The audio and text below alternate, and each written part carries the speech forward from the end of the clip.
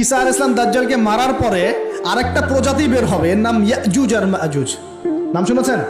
এই যে এই সূরার মধ্যেই আছে, এই সূরা কাহাফের কথা বললাম না, সূরা কাহাফের পিছনের দিকে আছে ইন্না ইয়াজুজ ওয়া মাজুজ মুফসিদুনা ফিল আরদ।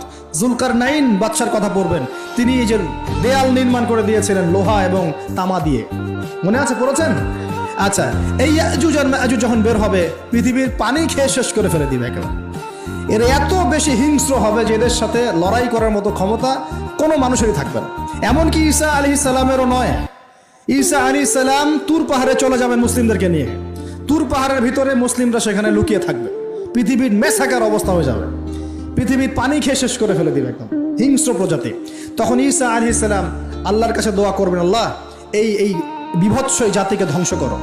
আল্লাহ রাব্বুল আলামিন তখন ওই ইয়াজুজ আর মাজুজের এই কাঁধে, ঠিক কাঁধের মাঝখানে একটা ভাইরাস জন্ম দিবেন। কি জন্ম দিবেন?